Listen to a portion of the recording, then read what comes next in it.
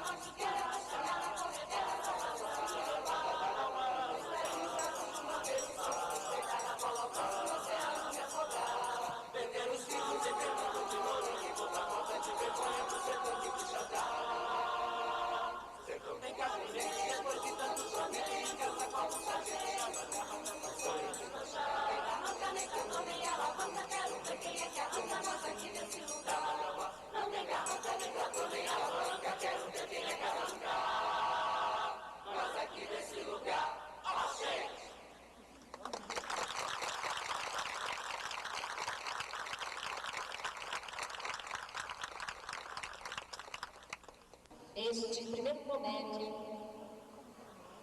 Congresso Mato Grossense de Educação. Nós queríamos, para compor a mesa, convidar o presidente da Adufimate, José Domingues Godoy Filho, para compor a mesa conosco.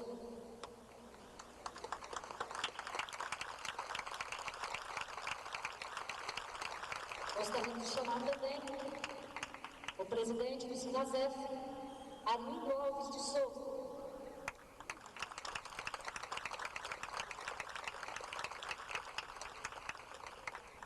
A presidenta do Sintrai, Lani Costa.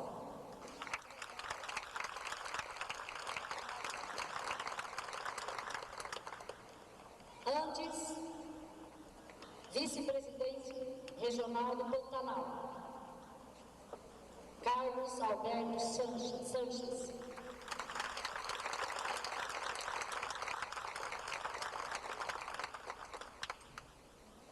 Presidente do CETEP, Júlio César Martins Viana.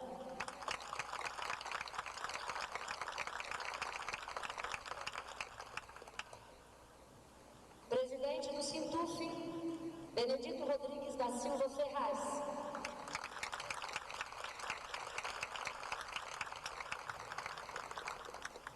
Gostaríamos ainda de convidar para compor esta mesa o reitor da Universidade Federal de Mato Grosso, o professor Paulo Spelli.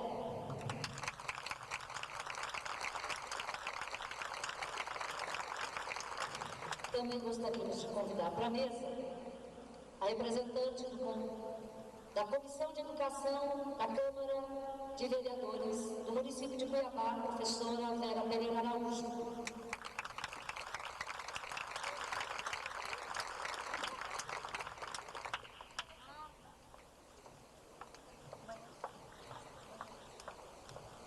Nós gostaríamos de convidar também o reitor convidado do debate, professor Argo.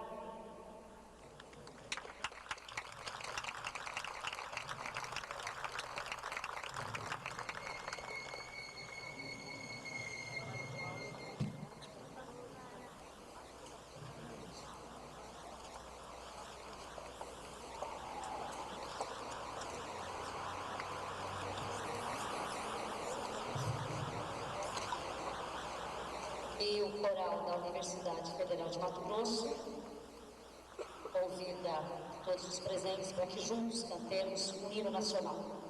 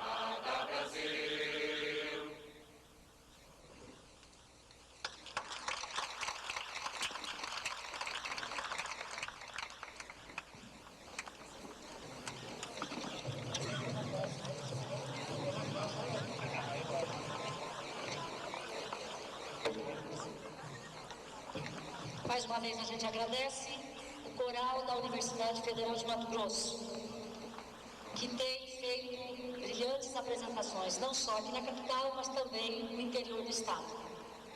Com certeza, inúmeros eventos vão estar realizando aí, juntamente com os trabalhadores da educação.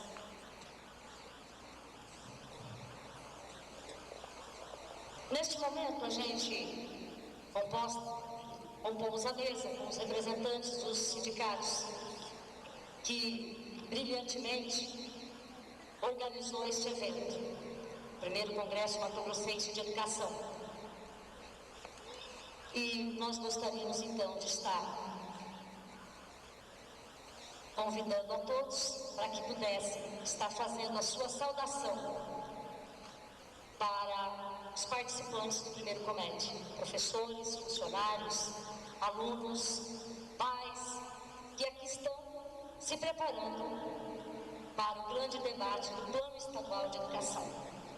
Nós gostaríamos de estar convidando para a sua saudação a presidenta do Sintrai, Lani Costa.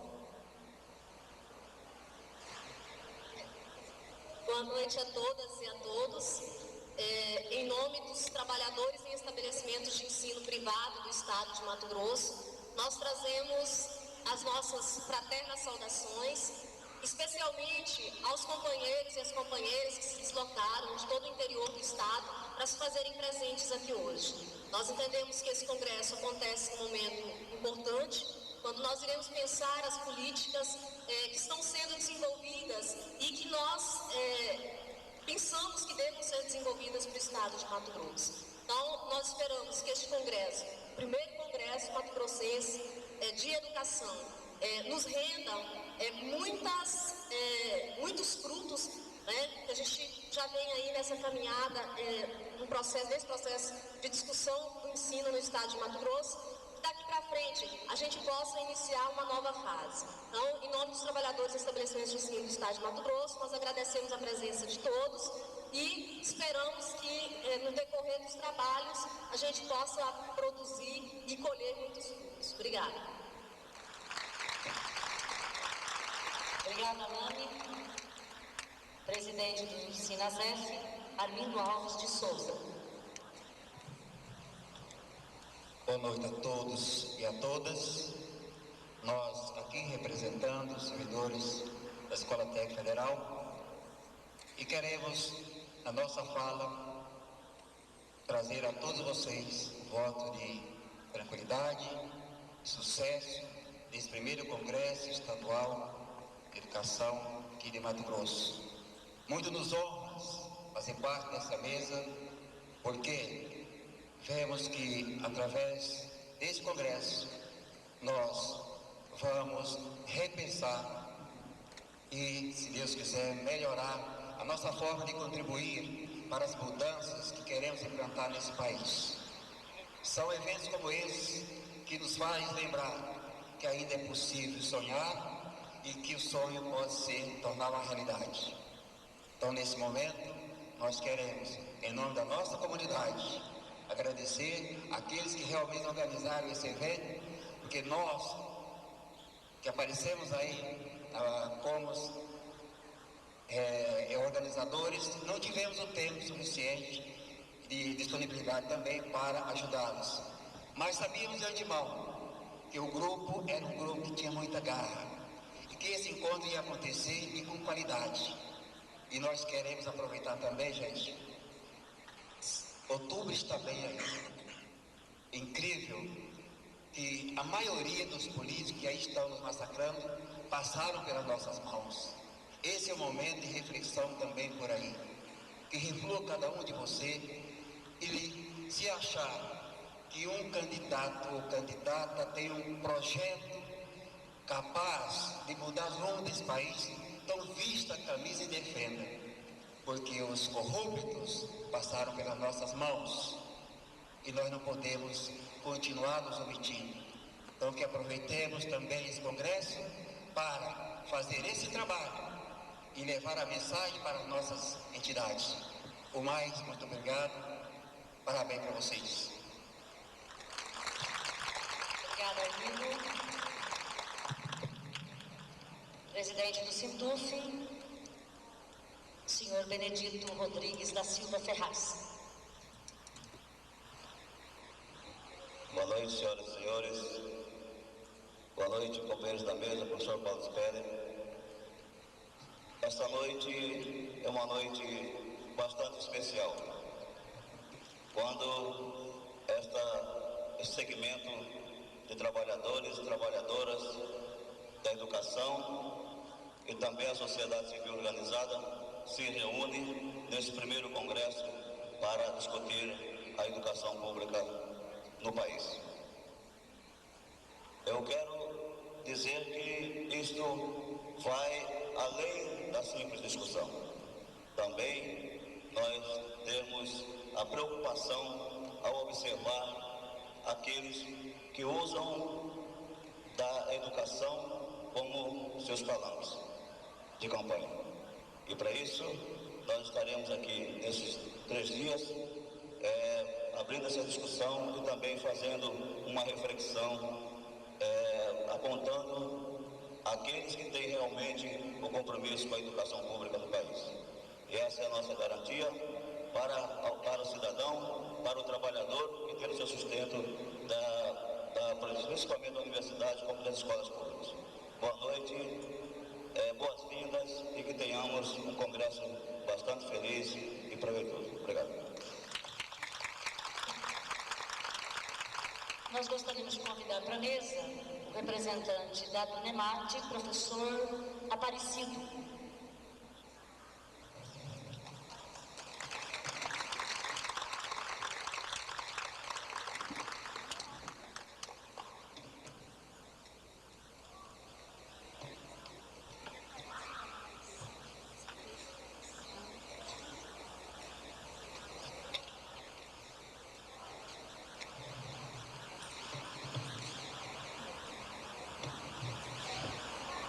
E com a palavra, o vice-presidente do Regional Pantanal do Andes, Carlos Alberto Sanches. Boa noite a todos. A todos é proposital. É uma questão de que a gente, acho, diante do momento que a gente se encontra e na realização deste congresso, a gente precisa sair um pouquinho do chamado politicamente correto. E eu penso que esse congresso tem um momento decisivo, no sentido de que ele pode, para nós, em conjunto, possibilitar a compreensão mínima do porquê que esses caras, por exemplo, instituíram o subsídio como o elemento fundamental de contribuição ou de retribuição pelo trabalho nosso, pode ter 50% de intenções de voto hoje. Pode ter 60% de intenção de voto para Senado, 60% e qualquer coisa. Não é? E como é que nós estamos diante de um momento crucial deste, político do país, quando a Organização Mundial do Comércio define a educação como mercadoria, a gente vê e assiste a essa expansão hoje do ensino privado do terceiro grau. Então, esse congresso tem mais uma significação na minha compreensão. Ser realizado dentro dessa instituição pública é de fundamental importância. Nesse mesmo sentido, nós estamos diante, logo mais à frente, de um plebiscito contra o estabelecimento da área de livre comércio das Américas. Eu ainda estou um pouco assustado, porque eu soube há pouco que a nossa central, no âmbito nacional, central sindical, o PT e o PCdoB, saíram da organização desse plebiscito.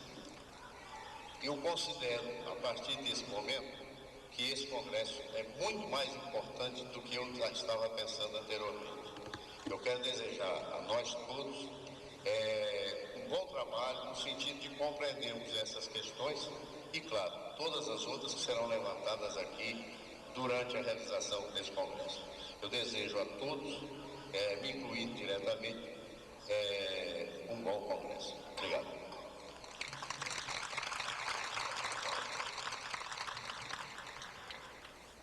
Representando a Dunemate, professora Aparecido. Bom, boa noite a todos, também boa noite aos componentes aqui da mesa, e eu estou representando a Dunemate e gostaria também de dizer que o professor Assir também está presente, só que ele não pôde estar nessa noite aqui, nesse momento. E a gente gostaria de dizer que estaremos participando ativamente do Congresso e também desejamos que esse Congresso ele realmente traga bons frutos e que também é um momento, além da reflexão que aqui vamos estar fazendo, também vai ser um momento de integração, um momento de nós também estarmos nesse momento de integração também conhecendo as lutas de todos os companheiros de outras categorias também de luta, e também um momento de nós a partir de nossas reflexões, pensarmos o que fazer daqui para frente. Como o próprio professor colocou, quer dizer, há toda uma dificuldade, toda uma problemática que nós estamos enfrentando no dia a dia, e nós veremos aqui nas próprias palestras que vão ser proferidas aqui durante o Congresso. Então a gente tem assim mais o que desejar a todos que participem ativamente e que se integrem ativamente, e desejo a todos uma boa realização no Congresso. Obrigado. Obrigada. Para fazer a sua saudação, nós convidamos a professora e vereadora Vera Lúcia Araújo, representando a Comissão de Educação da Câmara de Vereadores de Cuiabá. Boa noite aos nossos colegas da educação, boa noite às entidades aqui. Eu gostaria de cumprimentar a todas as entidades promotoras do primeiro COMED, que na verdade o nosso estado é o primeiro no Brasil a realizar um congresso estadual para discutir o Plano Estadual de Educação depois do CONED. Nós, Mato Grosso, sempre fizemos história e vamos continuar fazendo história. Acho que hoje à noite aqui é um retrato de que muitos que estão aqui já acompanharam, já estivemos juntos na discussão da Constituição Federal do Brasil na década de 80, depois na nossa Constituição Estadual, na discussão das nossas leis orgânicas municipais, e muitos aqui construíram essas leis, inclusive na luta. Então hoje, mais uma vez, nós somos chamados aqui a discutir já na frente o Plano Estadual de Educação que está nas nossas mãos. Então eu só tenho a parabenizar essa categoria, que a gente é oriunda dela, dessa luta, e que nós, Mato Grosso, temos que estar na frente mesmo, fazendo essa discussão e colocando esse plano na prática, no dia a dia, na escola. Porque não basta a gente fazer leis, discutir leis, e depois a gente ficar esperando que alguém faça por nós. Nós temos que fazê-las e depois na história, no dia a dia, fazer com que os governantes, aqueles ao qual o povo elege, cumpram aquilo que nós estamos delegando a eles. E nós, o povo, tem que fazer essa história no dia a dia, na escola. Então nós somos chamados a fazer isso nesse momento, inclusive discutindo o Plano Estadual de Educação e também agora, em outubro, elegendo os novos dirigentes desse país. Muito obrigada.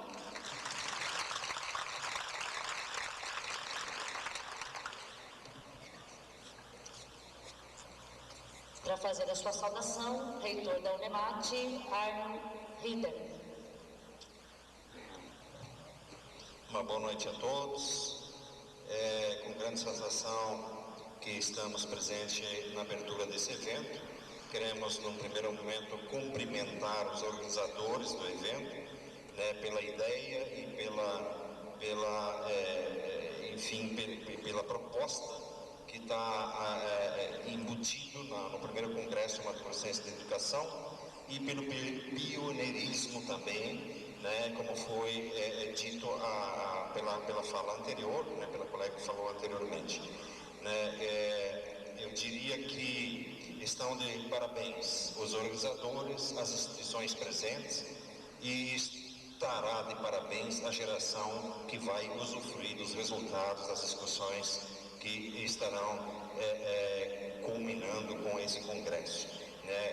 Como dirigentes de instituição, nós esperamos que esse congresso traga apontamentos corretivos, que traga indicadores que possam nortear uma maior eficácia das próprias instituições no seu compromisso no desenvolvimento da educação.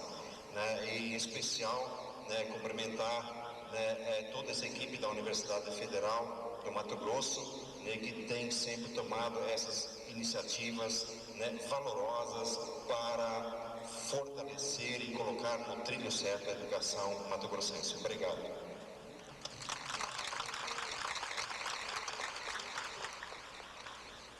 Para fazer a sua saudação, o presidente da Dufimate, José Domingues Godoy Filho. Boa noite a todos os companheiros da mesa, aos presentes, companheiros professores, de Cuiabá e que vieram de outros locais para participar desse primeiro Congresso Mato Grossense de Educação. A Dufimate se sente extremamente honrada de ser poder colaborar com um dos co-organizadores do evento, um evento que se reveste de grande importância, até pelo que nós vimos ocorrer com o Plano Nacional de Educação, e que nós não desistimos da luta. A prova disso é a presença de todos vocês, de todos nós aqui, e acredito que nos demais estados também isso vai acontecer. Isso daqui é uma decisão do 4º Congresso Nacional de Educação. Importante deixar isso daqui, inclusive o pessoal da UFMT, que às vezes querem saber por que participamos de atividades conjuntas com outros movimentos sociais, com as demais entidades do segmento da educação, alguns nem sempre abertos a essa compreensão, à importância da junção, da articulação, da atividade conjunta das entidades, principalmente no setor da educação. Nós, no ano passado, tivemos que enfrentar, durante uma greve de quase 4 meses, resistências de colegas nossos, docentes, que não conseguiam se ver docentes como todos os demais, achando que porque estavam numa universidade, são mais docentes do que aqueles que estão no 2º grau, no 1º grau do ensino básico. Posição que nós, no sindicato, não concordamos, não defendemos e não compactuamos com ela. A prova disso foi a discussão conjunta com o Sinacef, com as entidades dos colégios de aplicação das universidades, CEFEX, para que nós conseguíssemos reajustes e ajustes iguais para todos. Estamos numa briga para uma carreira única de docentes, não perdemos de referência o Plano Nacional de Educação, entendemos a educação como uma coisa compacta, desde os primeiros passos até o restante da vida de cada um, e é dessa maneira que eu acho que nós estamos aqui. E é importante nos encontrarmos num ambiente como esse com as demais entidades.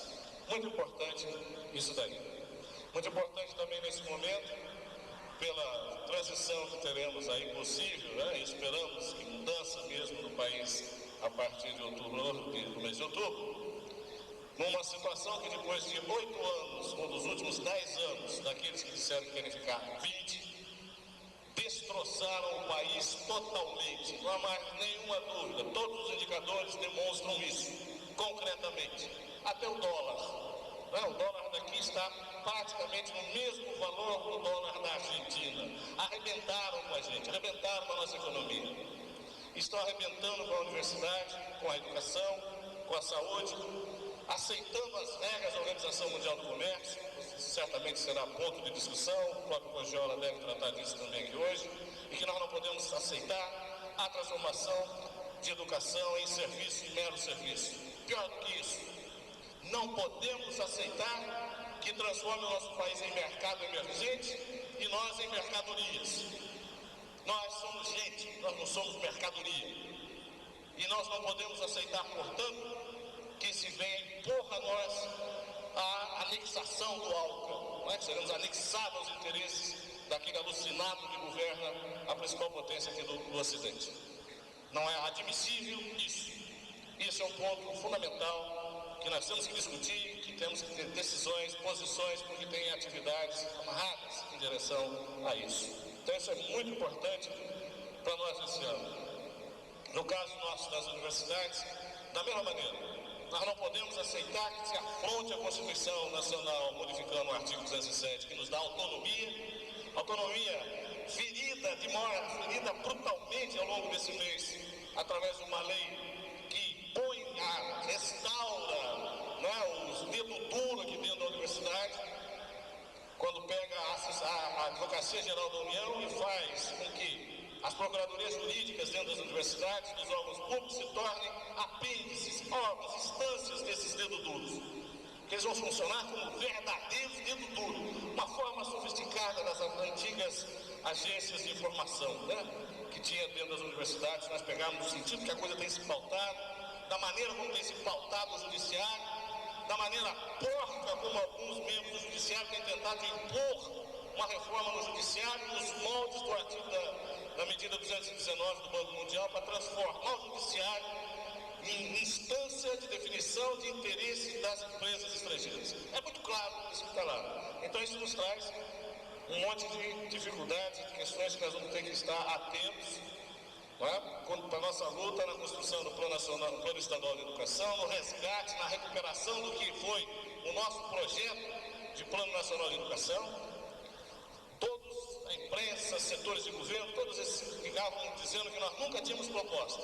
Quando nós apresentamos uma proposta concreta dentro do Congresso Nacional, eu digo o conjunto das entidades do setor educacional, o que tivemos? Totalmente atropelado. E no caso do Mato Grosso, praticamente todos os deputados e senadores votaram contra o que era o nosso Plano Nacional de Educação. Então são pontos fundamentais que nós não podemos deixar de lado e que nós certamente vamos ter que estar refletindo sobre essas questões para saber os encaminhamentos que vamos dar. No mais, eu gostaria também de pedir desculpas pelos descaminhos, erros, limitações que temos, porque seja nós, a própria Adufimate, que estamos recebendo, a universidade, pelos motivos que certamente o reitor também vai colocar, que a bananosa está na mão dele. Os cortes na educação são brutais, depois de cortar 20%, eles cortaram mais novamente essa semana e vai por aí afora. Então, pedir desculpa pelos erros de organização, de atendimento, mas creio, o pessoal nosso está aí com a maior boa vontade para tentar acertar, tentar minimizar as dificuldades que acontecerem. E eu espero que vocês todos tenham boas discussões e um bom congresso e que possamos, a partir desse, organizar outros congressos. Muito obrigado.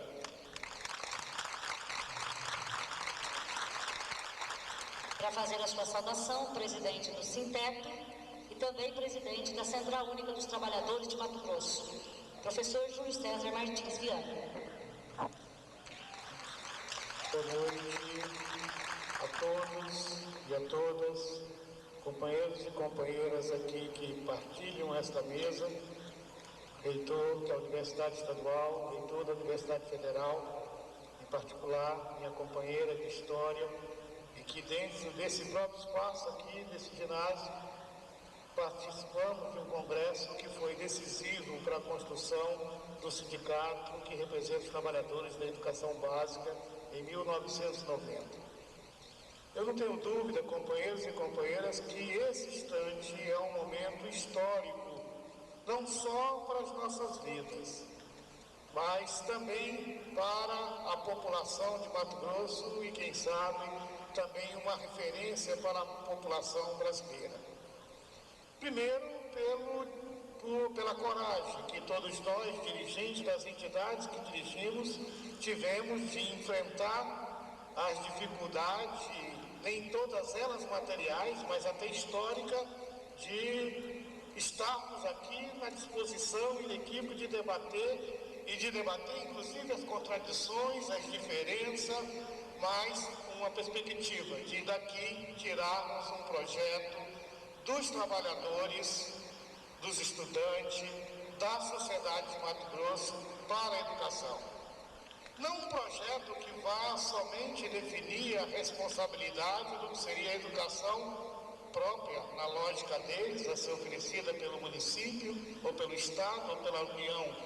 Não só para discutir um projeto para a educação no ensino fundamental, no ensino médio, ou pegando toda a educação básica ou ensino superior, mas um projeto de educação, um plano de educação, que seja capaz de dar conta de apontar, pelo menos, rumos sobre o que são as demandas educacionais da população mato-grossense como um todo, incluindo as necessidades das crianças de 0 a 6 anos, incluindo as necessidades de quem está de 7 a 14 anos, incluindo as necessidades do ensino médio, do ensino profissional, do ensino superior e, em particular, até porque é o ramo da educação onde eu atuo, da educação de jovens e adultos.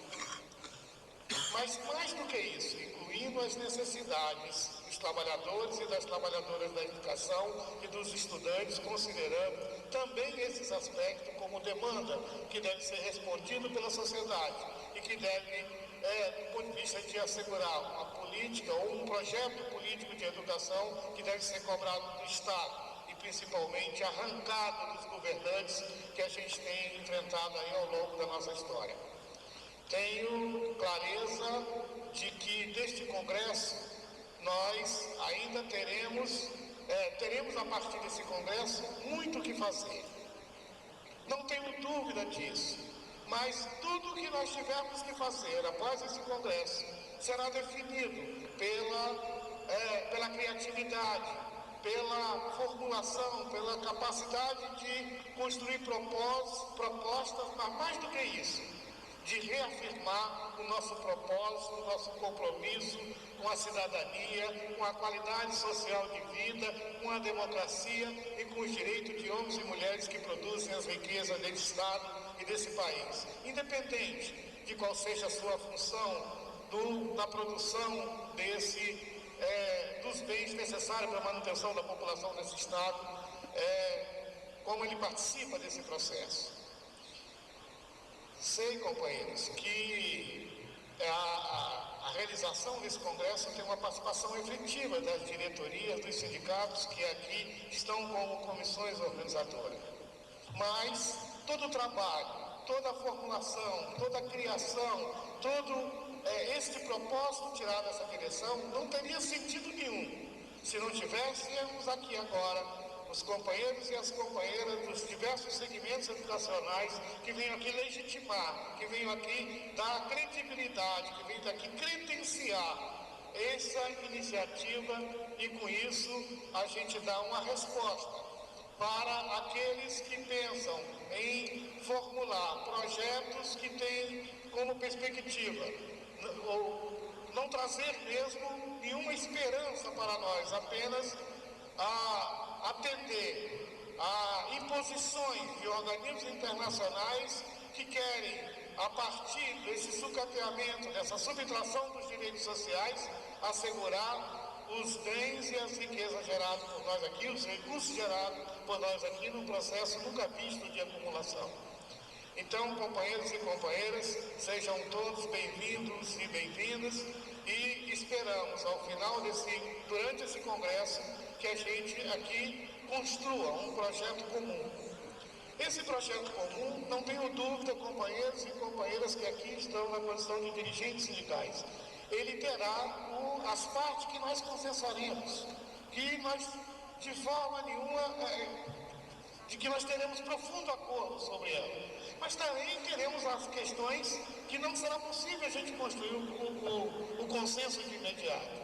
E penso de que isso faz parte desse projeto comum. Então não podemos pensar esse espaço de realização e construção como um espaço já do pronto acabado, como um espaço que a gente resolva a nossa diversidade pelo voto, pela imposição da maioria, mas principalmente como ser um espaço onde nós construiremos e criaremos os mecanismos para continuarmos dialogando, continuarmos aprofundando e aprimorando esse consenso do ponto de vista de assegurar no final o melhor de nós e o melhor para nós e o melhor para a sociedade mato-grossense. Um abraço fraterno a cada um e cada um e que todos nós tenhamos um ótimo congresso e que saímos daqui no sábado com a satisfação por dever cumprido, mas mais que isso, com um projeto para disputar com aqueles que se propõem governar nesse Estado, um projeto ou uma política educacional para o Mato Grosso. Obrigado. Obrigada, Júlio. E para também fazer a sua saudação, o professor Paulo Speller, reitor da Universidade Federal de Mato Grosso. Boa noite a todos os companheiros, trabalhadores da educação. Quero saudar todos os dirigentes aqui à mesa, os sindicatos, colega reitor da UNEMAT, e em especial professores e professoras que nos honram com a sua presença na Universidade Federal de Mato Grosso. Em primeiro lugar, eu queria, em nome de nossa universidade, dar a mais calorosa saudação a todos vocês que se encontram neste ginásio de esportes para a realização do primeiro Congresso Mato Grossense de Educação. Sejam bem-vindos, estejam em sua própria casa. Esta é a nossa casa.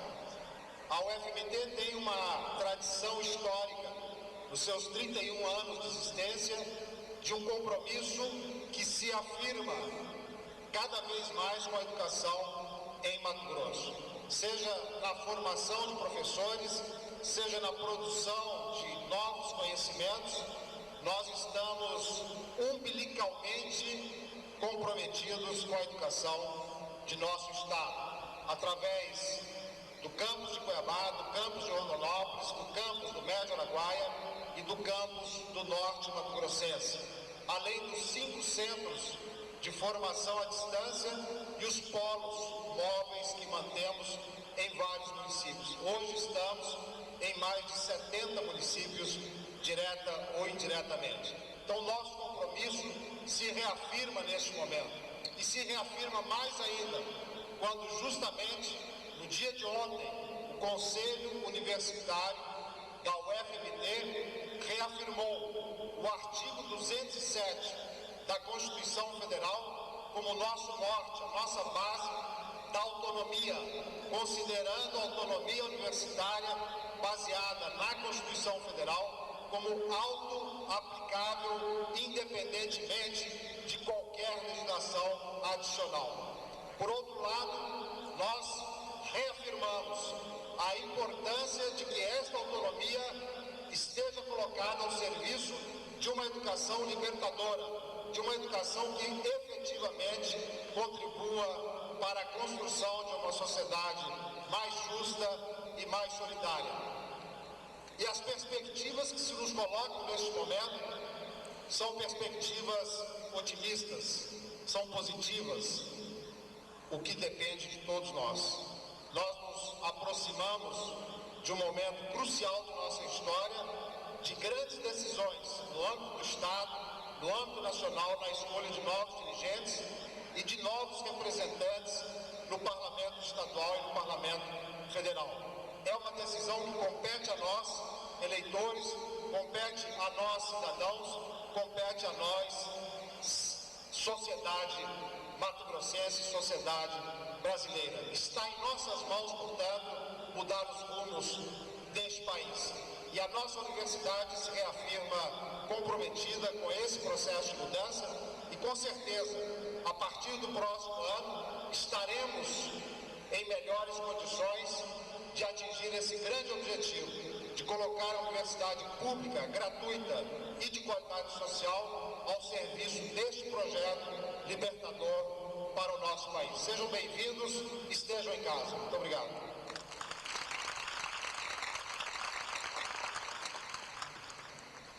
Bom, neste momento a gente desfaz a mesa e a gente agradece a presença de todos e nós vamos em seguida ouvir o nosso conferencista que está aguardando para que ele possa fazer a sua exposição. Obrigada e a gente conta com a presença de todos no evento que acontece hoje, dia 25, 26 e 27 de julho. Bom, novamente a gente quer dizer para todos, professores, funcionários, pais, alunos, enfim, todos aqueles que estão participando. Este evento está sendo realizado com muito carinho, com muita dedicação, inúmeros transtornos, mas em nome das entidades aqui presentes,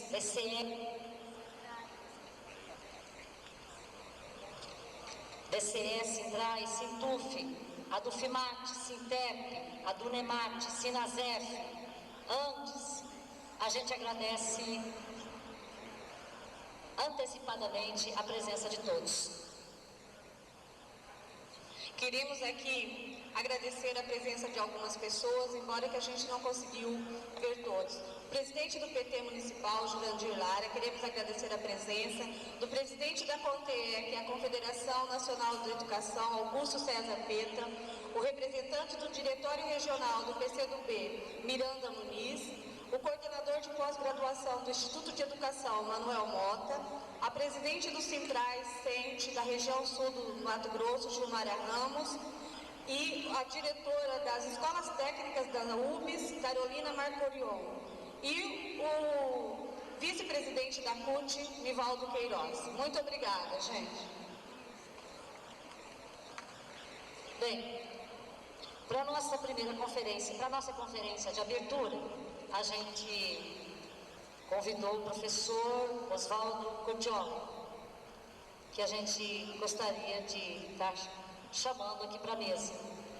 Professor Oswaldo Cotiola é professor do Departamento de História da USP, segundo vice-presidente do Andes e vice-presidente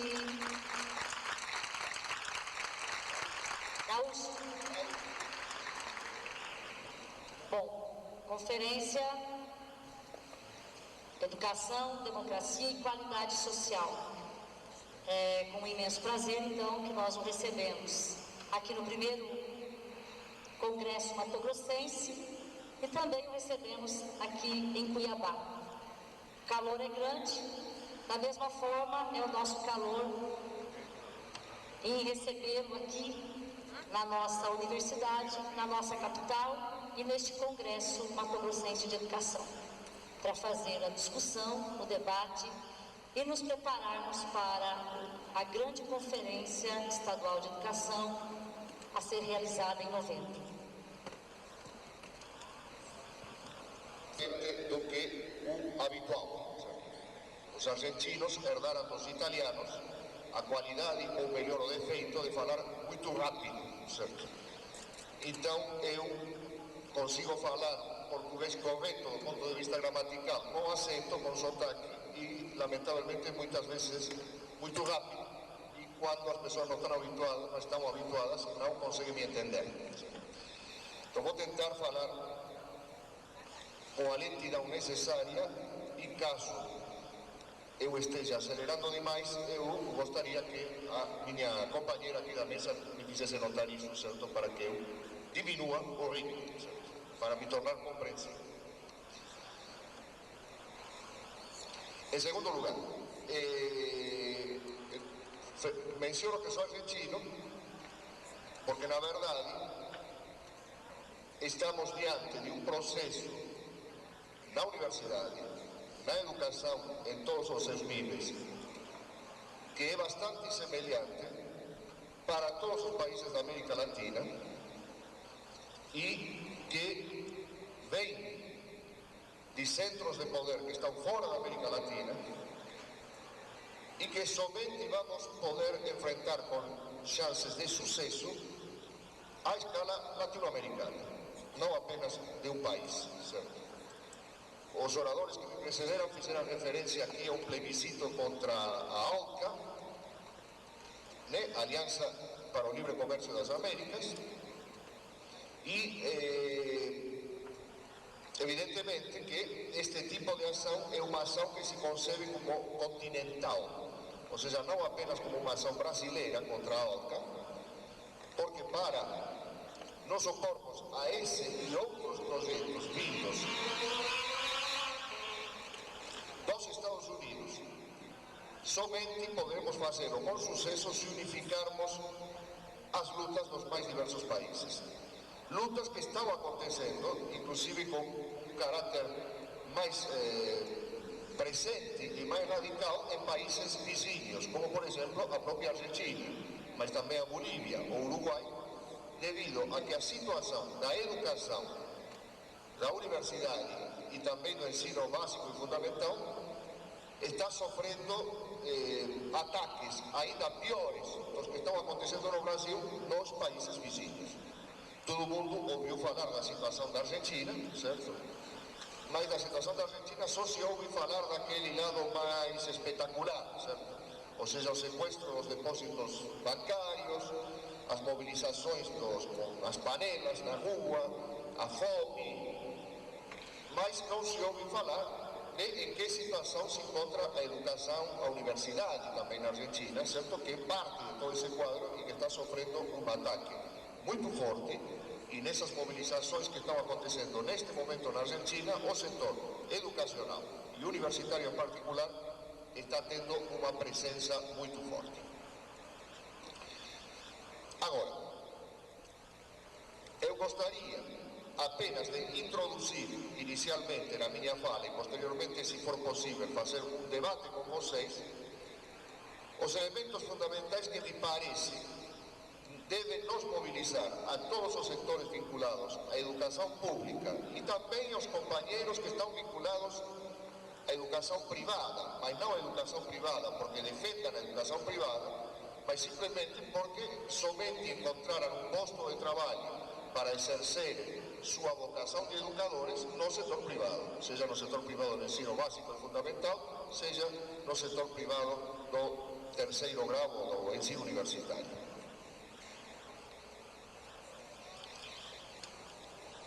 Foi falado aqui diversas vezes pelos componentes da mesa que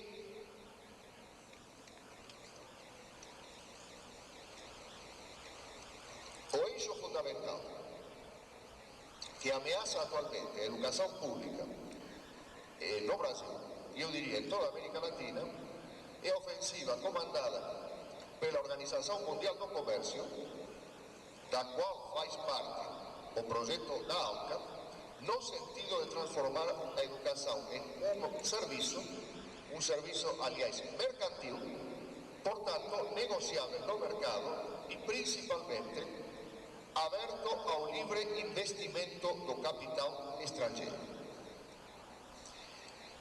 Esta é uma transformação fundamental, se for levada adiante. Eu tenho aqui, está em inglês, todas as resoluções que compõem o chamado Acordo Geral de Tarifas e Serviços da Organização Mundial do Comércio, onde se fala da questão educacional. E a base para propor esta mercantilização é a seguinte, está dita logo de cara na primeira página. Diz assim: atualmente, os serviços respondem por 60% da produção global do mundo, ou seja, 60%. Nós temos tradicionalmente a economia dividida em 3 setores, certo? Primário, secundário, terciário, certo? O primário responde às atividades agrícolas e mineiras, certo? O secundário responde às atividades industriais e o terceiro ao setor dito de serviços. Com o desenvolvimento da produtividade do trabalho, da ciência e da tecnologia, em particular, a partir do segundo pós-guerra, tem crescido espantosamente o setor de serviços em relação ao setor primário e secundário. A grande transformação que aconteceu no mundo depois do segundo pós-guerra é que, pela primeira vez na história humana, a maioria da população do planeta vive em cidades e não no campo. Ou seja, a maioria da população do planeta se transforma em população urbana, que é mais de 50% da população mundial e menos de 50% da população mundial é rural. Isto é uma mudança que afeta a história, porque nunca na história isto tinha acontecido. Em toda a história da humanidade, desde que o macaco virou homem, certo?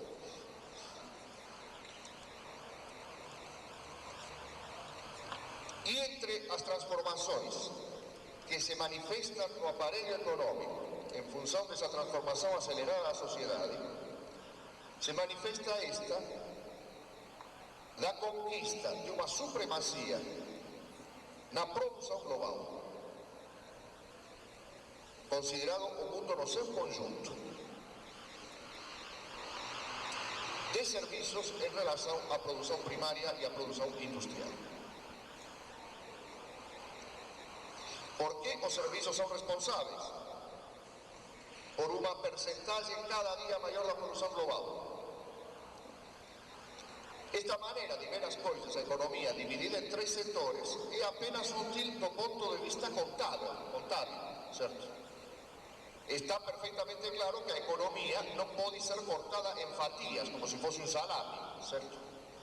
A produção agrária, a produção mineira, a produção industrial e a produção de serviços estão todas unidas por 1000 elos no seio de uma economia unificada e que é cada vez mais unificada hoje à escala internacional também.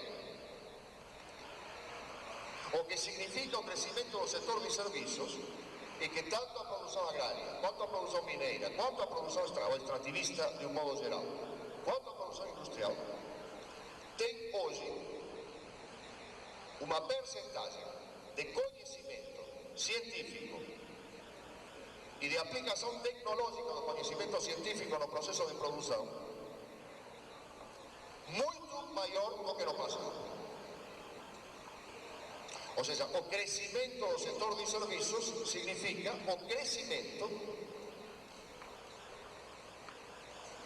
da incorporação da ciência através da tecnologia ao processo de produção.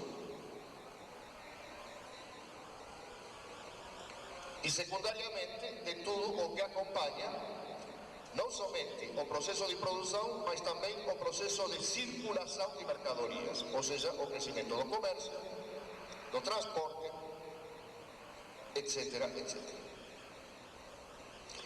Esta também é uma transformação que foi particularmente forte no mundo depois da Segunda Guerra Mundial, quando se produziu aquilo que os economistas chamaram, tardia e retroativamente, e de maneira, eu diria inclusive mentirosa, os 30 anos gloriosos do capitalismo, que são os anos que vão de 1945 a meados da década de 70, quando a economia mundial cresceu com ritmos superiores do que em qualquer outra época do passado que fosse registrada por estatísticas econômicas. Nesse quadro geral se diz, hoje 60% da produção mundial é de serviços, mas apenas 20% do comércio mundial é de serviços. E há aqui, portanto, dizem eles, uma contradição.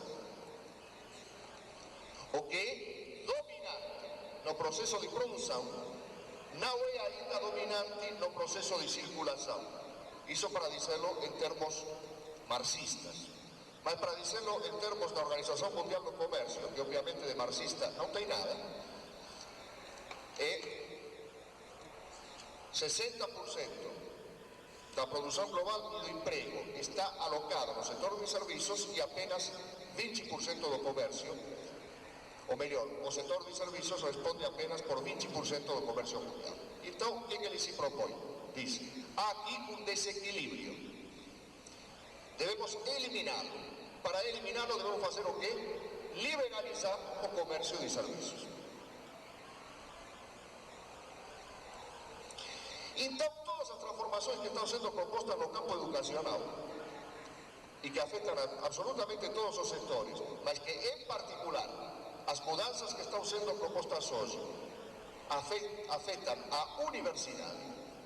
Depois vou explicar por quê, mas também afetam os outros níveis. Todas essas transformações são feitas em nome da liberdade. Diz, por que o setor de serviços, e em particular os serviços educacionais, são tão pouco objeto de comércio no mundo? Dizem, pelo seguinte, nas outras esferas da produção industrial, produção primária, etc., todas as entraves que existiam no passado, no sentido de tarifas e leis protecionistas, para proteger a produção nacional de diversos países, foram pouco a pouco caindo com a chamada globalização. Ora, acontece que essas tarifas, essas leis protecionistas, que protegiam os setores industriais, comerciais, de produção primária, mineiros, extrativistas, agrários, etc., foram sendo eliminados através dos diversos acordos que permitiram liberalizar o comércio, mas por algum motivo que a OMC não explica, o setor de serviços e muito particularmente o setor educacional não sofreu ainda esta liberalização. E diz, há aqui um gargalo para a globalização. Para que a globalização seja completa, o setor educacional e o setor de serviços em geral tem que estar incluído dentro deste processo. Então é tudo muito cínico. E vou explicar por que utilizo o termo cínico. Porque eles não estão, dizem aqui, nós não estamos propondo acabar com o sistema de educação pública, de jeito nenhum. O único que queremos é poder oferecer livremente a nossa mercadoria àquele que a quiser comprar. É em nome da liberdade que isto está sendo feito. Então, se uma família quer mandar um filho a uma escola pública, bom que o faça. Agora, se outra quer mandá-la para uma escola privada, tem que ter o livre direito de fazê-lo. O único que eu quero, dizem eles, é que me deixem pôr na praça esse serviço. No Brasil, em particular, nós temos, além disso, um índice que quanto mais se sobe na escala educacional, mais o índice de privatização é maior. O Brasil, eu diria, eu não conheço nenhum exemplo de um país em que a educação superior seja tão privada quanto é no Brasil. Nenhum. Deve existir algum. Agora, pessoalmente eu não conheço. Em nenhum país do mundo que eu conheça ou que tenha sido citado em alguma publicação, as universidades privadas estão tão expandidas quanto no Brasil. E no Estado brasileiro, que concentra a maior parte da produção, etc. Então, esse índice é ainda maior do que no restante do Brasil. No Estado de São Paulo, 90% dos alunos universitários cursam universidades privadas. 90%. O índice nacional é de aproximadamente 75%. Mas no Estado de São Paulo é de 90%. Logicamente, se trata de um mercado muito grande, porque as mensalidades são caras, e tudo mais. E o que acontece? Eles estão dizendo, então, portanto, essa oferta educacional já existe no setor privado. O que eles estão querendo quando dizem que querem abrir esse setor de serviços educacionais para a livre circulação do capital? Estão dizendo o seguinte: inclusive em países como o Brasil, onde a educação privada já avançou bastante, nós queremos que não somente os capitalistas brasileiros possam oferecer serviços educacionais, queremos que qualquer capitalista do planeta possa fazer. Então, por exemplo, todo mundo sabe quem são os tubarões do ensino no terceiro grau na educação universitária. Objetivo, Digênio, pessoas que estão muito próximas ao poder e que têm conquistado um lugar cada vez maior no Conselho Nacional de Educação, que é aquele que, digamos assim, referenda o pedido de uma faculdade ou de qualquer curso superior em receber o carimbo oficial de universidade. E o que está querendo a Organização Mundial do Comércio é o seguinte: que não sejam apenas os Digênio e companhia que possam vender serviços educacionais. Eles querem que os grandes capitalistas norte-americanos, europeus, japoneses possam fazer exatamente a mesma coisa. Porque eles estão certos que se eles o fazem, eles vão tirar esses caras do mercado e vão conquistar uma fatia do mercado, certo? Que atualmente eles não podem penetrar. Muito bem. Mas qual é? Por que tudo isto é cínico? Por que tudo isto se faz em nome da liberdade, mas não tem liberdade nenhuma por trás disto? Porque não é que o modelo que está sendo proposto é o crescimento da educação pública de qualidade e, ao lado, que qualquer capitalista norte-americano, europeu ou japonês possa montar a escola ou a universidade que bem quiser e também oferecer raciocínio lógico. Se você tem uma universidade, vamos tomar o caso das universidades, se você tem uma universidade pública, gratuita, de qualidade, onde se faz ensino, pesquisa e extensão, amplamente difundida, e onde você não paga nada por cursar seus estudos, por que cargas d'água você vai escolher, em vez dessa universidade, uma fábrica de diplomas, onde há um ensino péssimo, onde o professor é pagado por hora e não recebe salário, onde não há pesquisa, extensão nem se fala, porque carga d'água você vai mandá-lo para uma fábrica de diplomas dentro de uma universidade pública de boa qualidade. E o mesmo raciocínio se aplica para todos os outros níveis de ensino. Então aí que está a jogada cínica. Ao lado deste discurso de me deixem vender o meu serviço, vem o aperto financeiro de todo o setor educacional público, primário, secundário, terciário. Por isso, nós temos, durante o governo Fernando Henrique Cardoso, para todo o setor educacional, o seguinte panorama. Em 1994, quando o governo Fernando Henrique Cardoso chegou ao governo, se investia no Brasil 72% reais por cabeça per capita em educação. Em 1998, depois de 4 anos de Plano Real,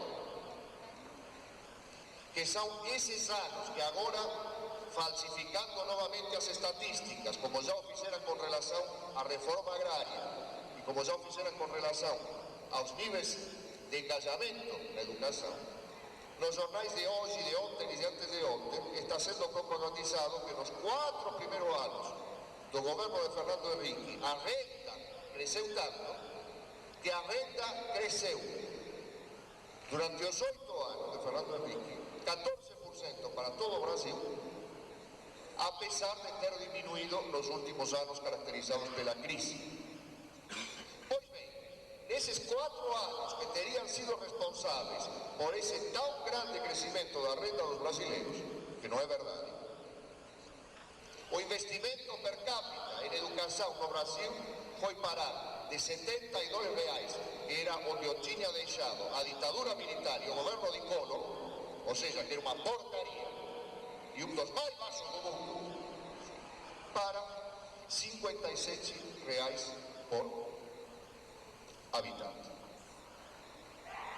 Ou seja, que o governo Fernando Henrique, nos anos considerados do seu grande governo, que lhe permitiram se reeleger, conseguiu reduzir o investimento real em educação no Brasil em 23%. Então, aí que entra a Organização Mundial do Comércio, os capitalistas e os tubarões do ensino, perto dos quais os brasileiros não são nada. É como comparar uma fábrica de bicicleta do Mato Grosso com a General Motors dos Estados Unidos, certo? E dizem o seguinte: eu quero oferecer um bom serviço. Por quê? Porque através das mesmas entidades internacionais, que são o Fundo Monetário Internacional, Banco Mundial, Organização Mundial do Comércio, etc., impõe aos governos, como o do Brasil, da Argentina e tudo mais, o pagamento de uma monstruosa dívida externa, com juros cada vez mais altos, com um montante cada vez maior, para pagar, os governos se endividam no setor privado, cresce a dívida pública. Nunca houve um crescimento da dívida pública do tamanho e da velocidade como a que houve durante o governo de Fernando Henrique Cardoso no Brasil, até chegar ao ponto que aconteceu em dezembro do ano passado na Argentina, em que a dívida pública foi tão grande que o governo simplesmente deu o calote em tudo. Mas mentira, não deu o calote em tudo. Por quê? Porque não deu o calote na dívida externa. Deu o calote em todas as pessoas que tinham dinheiro depositado no banco, que eram principalmente os assalariados, que ficaram sem um centavo no bolso. Por isso que a Argentina está na crise que está. Porque, como na Argentina os juros eram muito altos, o que as pessoas faziam? Vendiam tudo o que tinham e não havia emprego. O índice de desemprego real na Argentina não oficial é de 25%. O real é de 50% ou mais. O que acontece? Não há emprego. Só que as pessoas estavam na Argentina, que é um país relativamente novo, há 3, 4 gerações, certo? Eu sou argentino que sou neto de italianos. Como, aliás, a maioria dos argentinos são netos de alguma coisa que veio de outro país, certo? Fora os índios, que são poucos, certo? Os outros são todos descendentes de imigrantes, que trabalharam muito, compraram uma casa, compraram alguma coisa. Então, o que faziam as pessoas sem emprego? Vendiam tudo o que tinham e punham no banco. Por quê? Porque o banco pagava muito. Por quê? Porque o governo estava endividado, tomava empréstimos, então pagava juros, os bancos podiam cobrar juros altos e pagavam juros altos para tomar o dinheiro. Resultado, todo mundo tinha o esforço, não de toda uma vida, mas de 3 ou 4 vidas, de 3 ou 4 gerações, metido no banco para render juros, porque como não tinha emprego, vivia dos juros desses depósitos bancários. Então, o que fizeram na Argentina? Roubaram o esforço de 4 gerações, 3 ou 4 gerações de trabalhadores que estava todo ele metido nos bancos. Bom, é bem provável que isso aconteça no Brasil em breve. Por isso que está se falando que aqui no Brasil é provável que tenhamos, independentemente de quem venha a ser eleito nas próximas eleições, como se diz na Argentina, um curralzinho, que é o nome que se dá aqui no Brasil ao que na Argentina se chama corralito. Curralzinho é porque as pessoas não podem retirar o dinheiro do banco, então ficam como dentro de um curral, não podem sair, certo?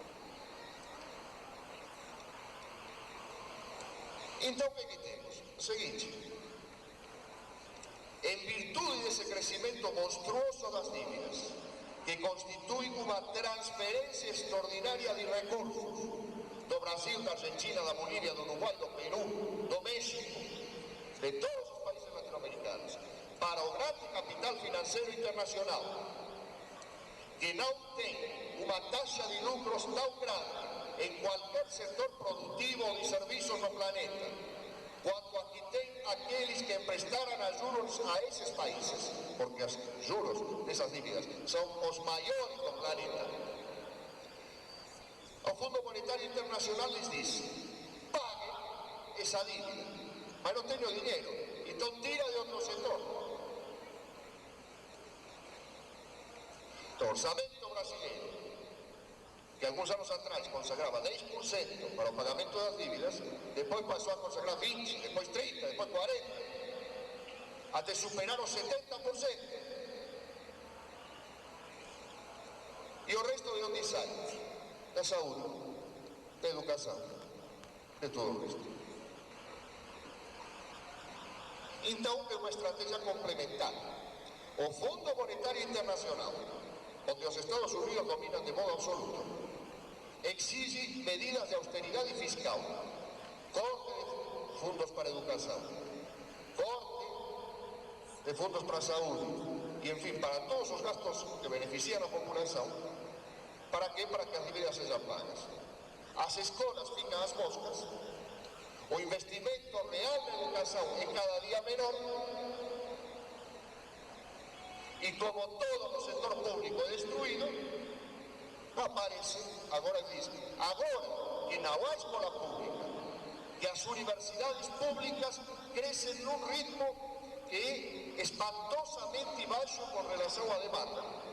Por exemplo, tem se dito, este governo, outra das mentiras que fala é o seguinte: cresceram 15% as universidades privadas nos últimos anos. Só que sabe quanto cresceu o número, ou seja, temos atualmente no Brasil, considerado todo o sistema universitário, entre 2 2.600.000 e 2.200.000 estudantes universitários, o que é um crescimento muito grande.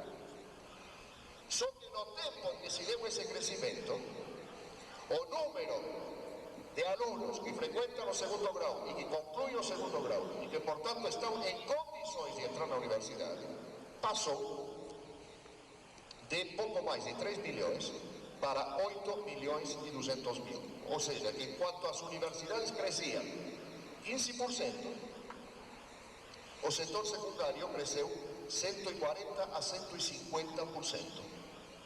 Resultado: 90% da nova demanda de postos, de vagas na universidade, não é atendida. Por quê? Nem pelo setor público, nem pelo setor privado.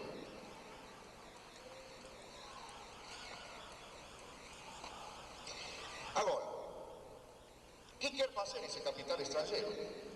Quer dizer, olha, veja, o setor universitário não está atendendo a demanda. Então vamos nós, bonzinhos, vamos oferecer montar universidades no Brasil.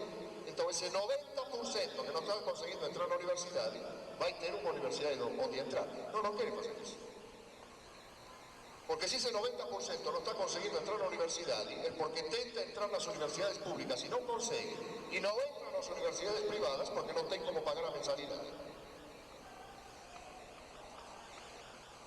Então não vão crescer nada. Esses 90% vão continuar fora do ensino universitário. O único que eles querem fazer é ocupar o setor que ocupa atualmente o ensino privado, que já existe no Brasil, e, se possível, também o ensino público.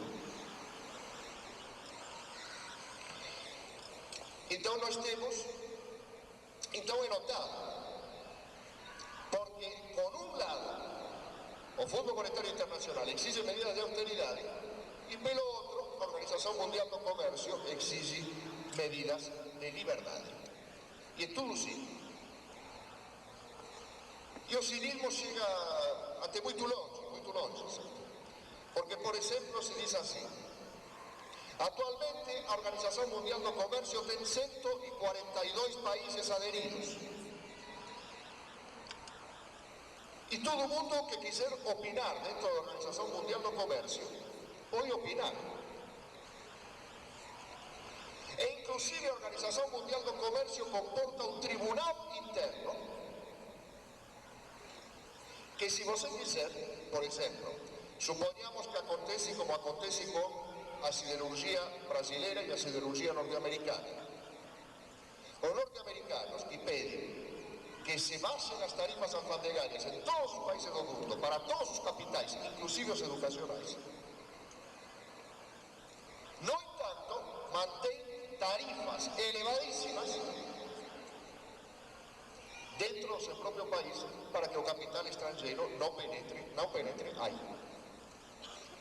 Isto vale tanto para a siderurgia como, por exemplo, também vale para a agricultura. O mercado agrícola norte-americano é o mais protegido do planeta. A Argentina está afundando. E para entender como está afundando por causa do capitalismo, nada melhor que saber o seguinte dado.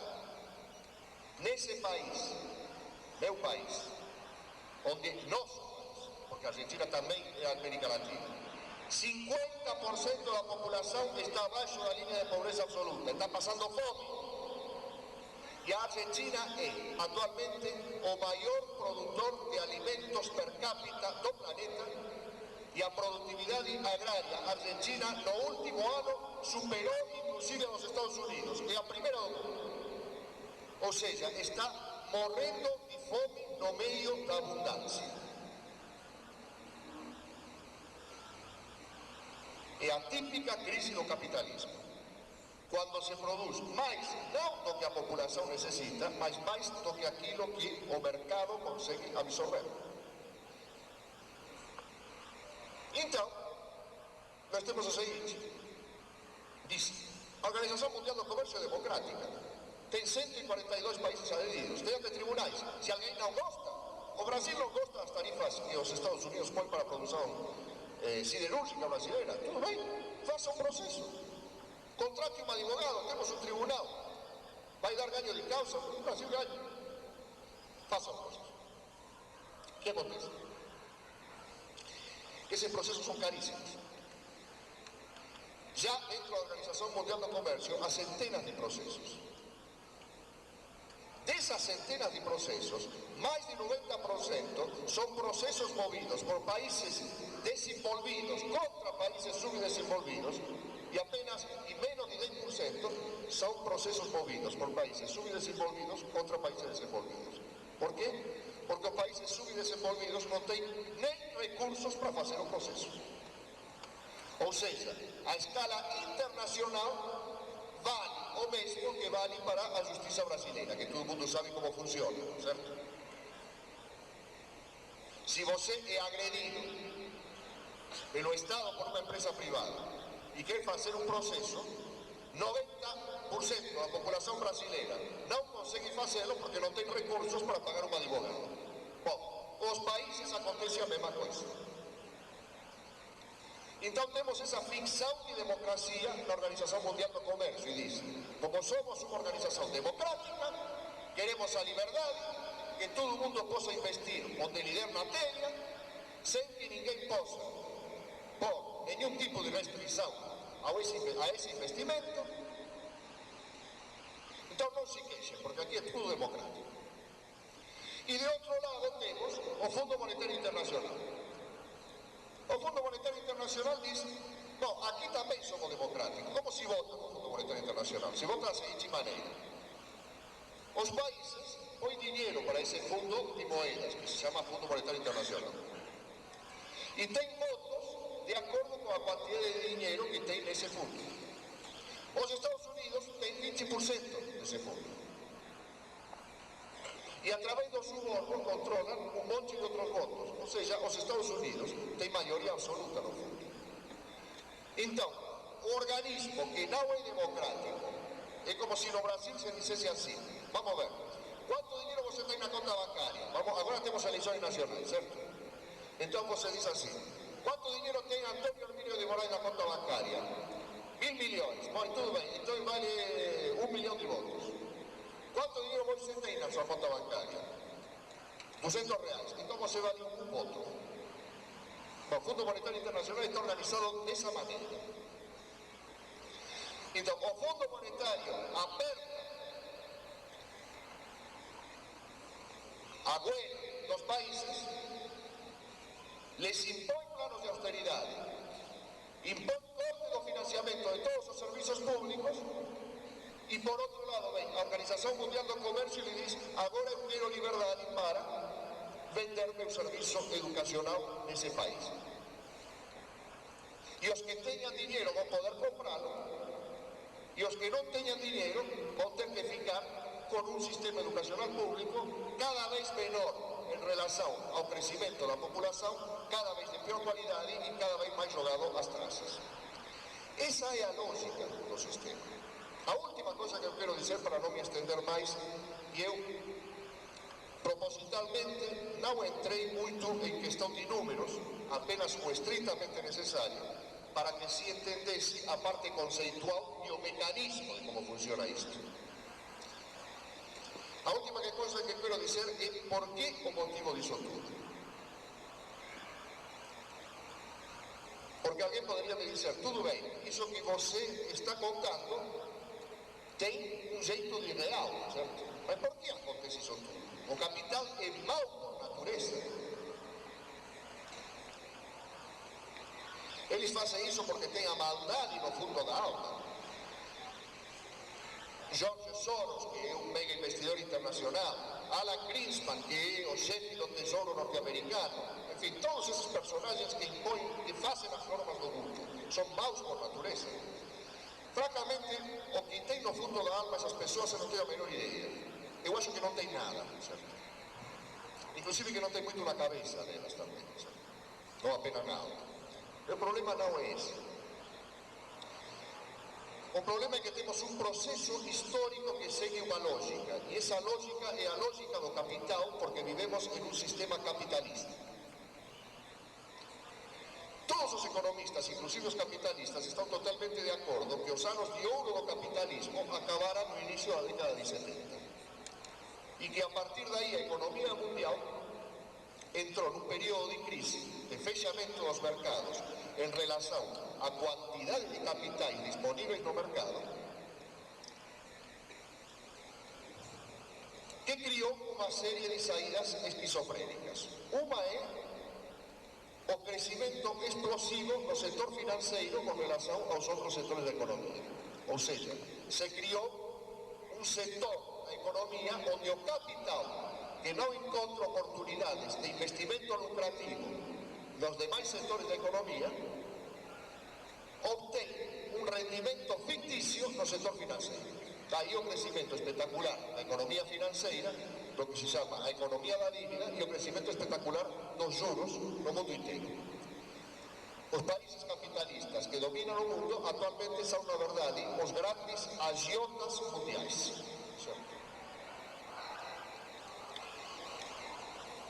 Só que acontece que essa valorização fictícia do capital na esfera financeira tem um limite.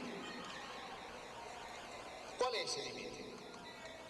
É o próprio capital. Porque esse setor financeiro se valoriza às custas do setor industrial, comercial, agrário e tudo mais. Chega um ponto em que as ações da Bolsa de Valores, aos juros no mercado internacional, crescem tanto, que aquele que, em dado momento, deve pagar os dividendos das ações ou as prestações dos empréstimos, não tem mais dinheiro para pagar. O que acontece nesse momento? Afunda as bolsas de valores, afunda o sistema financeiro internacional, afunda países inteiros. Quando esses capitalistas que estão nessa ciranda financeira internacional percebem que o dinheiro que está posto num país ou num determinado investimento financeiro está prestes a estourar, fogem daí. E isso se chama ataque especulativo contra uma determinada moeda. Por exemplo, o Brasil sofreu um ataque especulativo deste tipo em janeiro de 1999, na verdade, em finais de 1998, quando houve uma espantosa fuga de capitais do Brasil, e o real, para manter, foi desvalorizado em quase 100% em questão de poucos dias.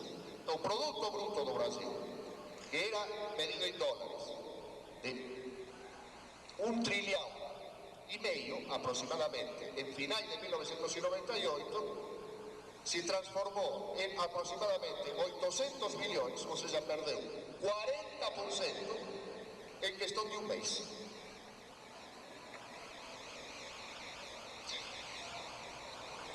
Então, essa ciranda financeira internacional tem um limite objetivo.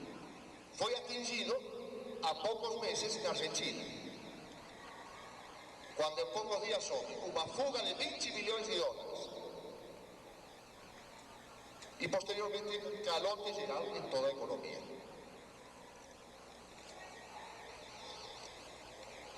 E foi atingido na concorrência entre os diversos capitais nos últimos meses nessas falências repetidas de diversas companhias. Estão dizendo através dos jornais que essas falências não são produto da lógica do capital. São produtos de falcatruas financeiras. Por quê? Porque falsificaram os balanços de algumas das maiores empresas do planeta e essa falsificação veio à tona. Primeiro foi uma empresa chamada Enron, uma das maiores do mundo. Depois veio a falência da WorldCom.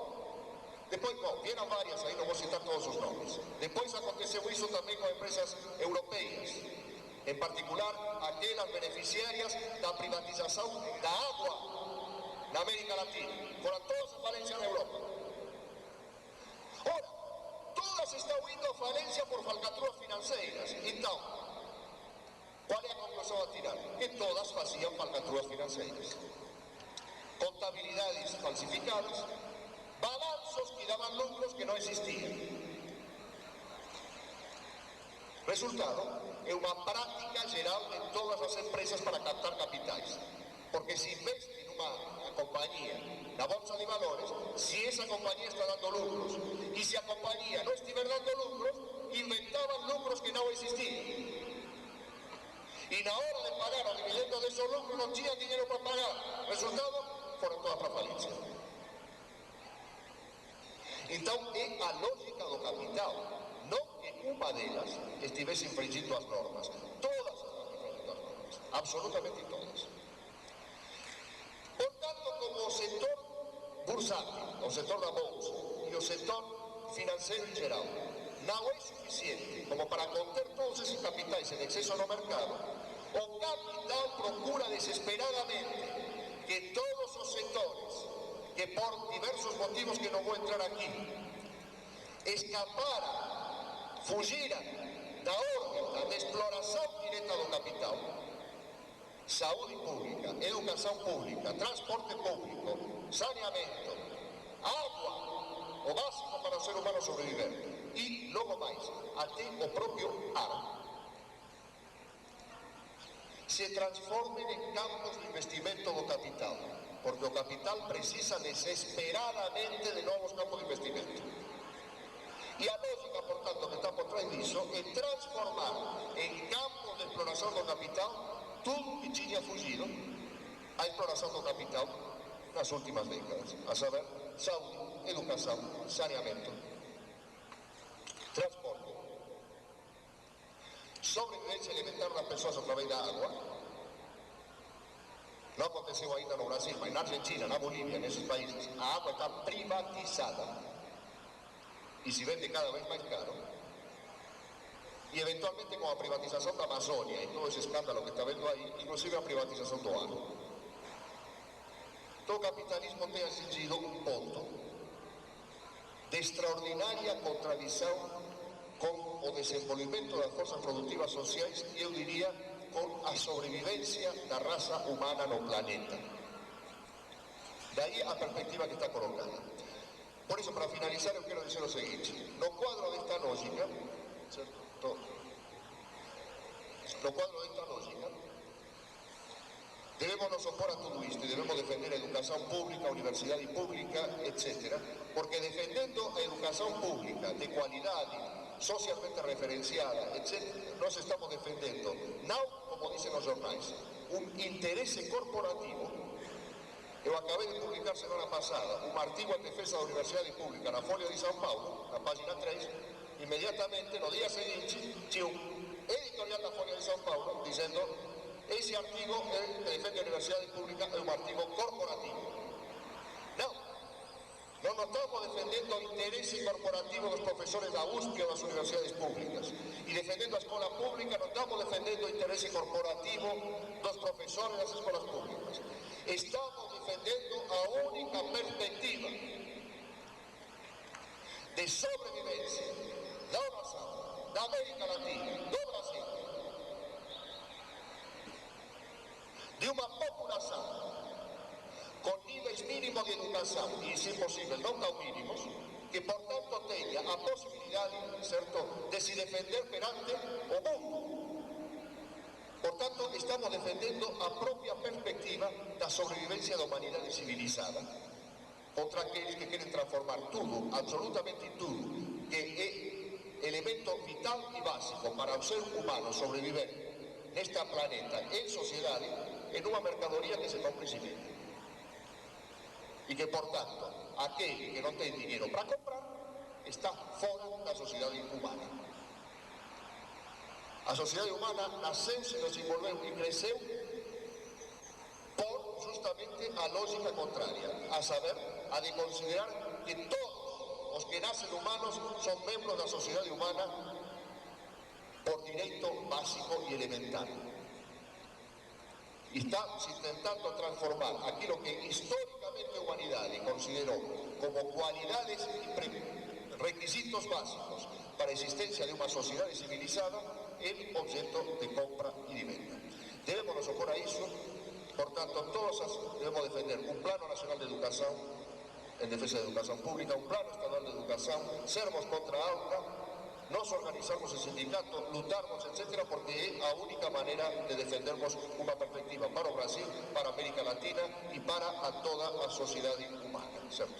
Os números que eu mandei aquí, eu trouxe libros aí, folletos e tudo máis, onde os números que eu non explicitei esta exposición e outros elementos estão aí a venda e gostaria, inclusive, que todos aqueles que tivessem interesse, bom, en fin, que se aproximasen da banca que está facendo isto. E agradeço moito a atención de vocês, disculpen se falei moito rápido, se falei moito tempo e se non fui completamente comprendido, mas eu me esforcei para fazer o mellor posible. Muito obrigado a todos.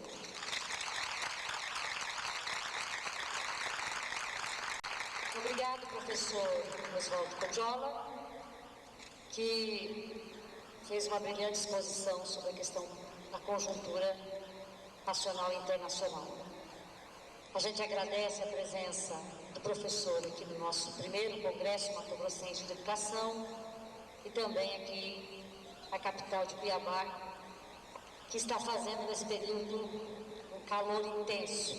E com esse calor intenso, não só do clima, mas também do carinho que nós temos aqui pelos professores, pelo professor Oswaldo, por aqueles que estarão conosco neste evento, contribuindo para o debate, para um plano estadual de educação, garantindo direitos universais para os trabalhadores da educação, para toda a população de Mato Grosso. Obrigada, professor.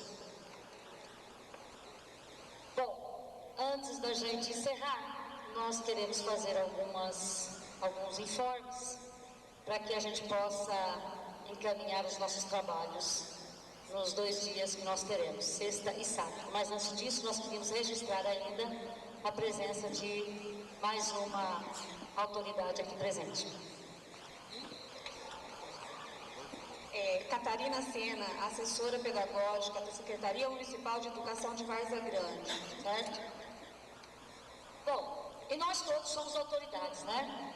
Somos professores, funcionários, alunos, pais, enfim, autoridades buscando aí um plano estadual de educação decente para o estado de Mato Grosso. Nós queremos lembrar o seguinte, todos vocês receberam as suas pastas. O Sintep está aqui ao lado esquerdo aqui da mesa, credenciando o pessoal que fez as suas inscrições. E nós lembramos que o credenciamento nós vamos estar estendendo até amanhã às 12 horas.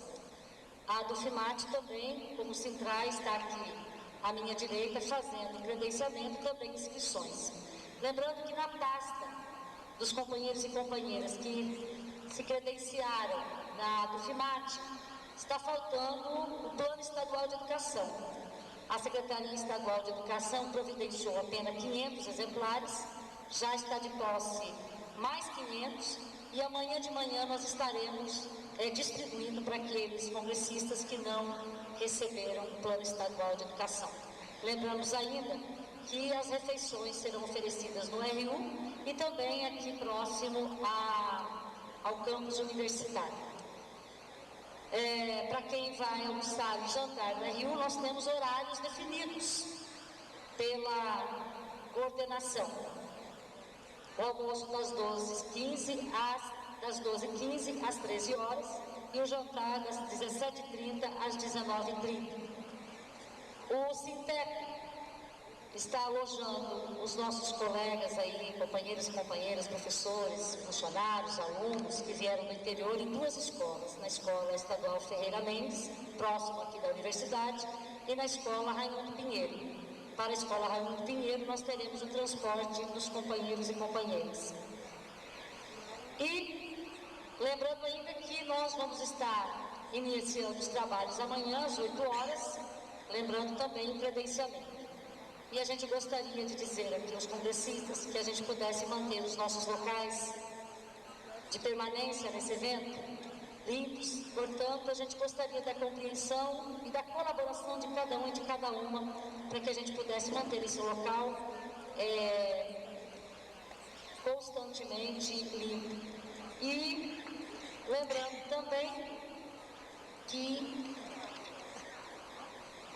a coordenação estará à disposição de todos tanto aqui na sala onde o Simpep está atendendo, como também aqui na Autofimate. Todas as entidades que estão na organização estarão aqui nesses 2 dias para atender da melhor forma possível os congressistas. A gente agradece, então, nesse primeiro momento, a presença de todos e bem-vindos ao primeiro Congresso Mato Grossense de Educação. E amanhã nós estaremos novamente reunidos para a gente fazer um debate do Plano Estadual de Educação, conforme nós temos aqui na programação. Lembrando aqui, nós teremos um bar, todos podem estar usufruindo, conforme as disposições de cada um e as suas disponibilidades. Ok? Boa noite a todos e até amanhã.